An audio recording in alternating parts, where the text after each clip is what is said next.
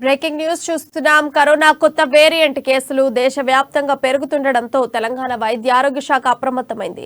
Corona చికిత్సలకు nodal కేంద్రంగా ఉన్న గాంధీ ఆసుపత్రిలో అన్ని ఏర్పాట్లను సిద్ధం చేసింది. కరోనా పేషెంట్స్ కి చికిత్స అందించేందుకు తాము సిద్ధంగా ఉన్నామని సూపరింటెండెంట్ డాక్టర్ రాజారావు తెలిపారు. సాధారణ రోగుల కోసం 30 పడకలు, గర్భిణుల కోసం మరో 20 ప్రత్యేకంగా కేటాయించినట్లు తెలిపారు.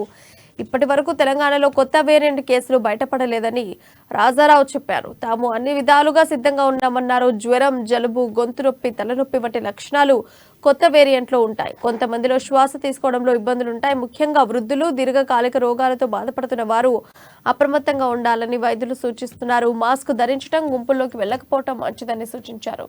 తరచూ చేతులు శుభ్రం చేసుకోవాలని, శానిటైజ్ చేసుకోవాలని వైద్యులు సూచించారు.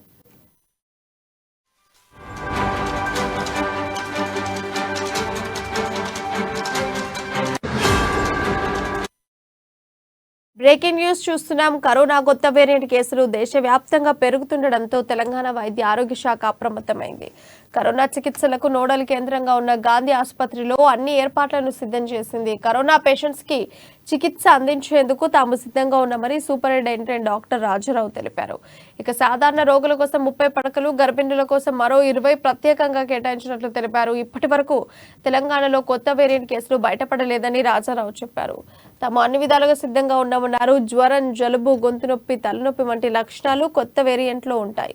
ఇక కొంతమందిలో శ్వాస తీసుకోవడంలో ఇబ్బందులు ఉంటాయి. ముఖ్యంగా వృద్ధులు, దీర్ఘకాలిక ఆరోగ్యాలతో బాధపడుతున్న వారు అప్రమత్తంగా ఉండాలని వైద్యులు సూచిస్తున్నారు. మాస్క్ ధరించడం, గుంపుల్లోకి వెళ్లకపోవడం మంచిదని సూచించారు. తరచూ చేతులు శుభ్రం చేసుకోవాలని, శానిటైజ్ చేసుకోవాలని వైద్యులు సూచించారు.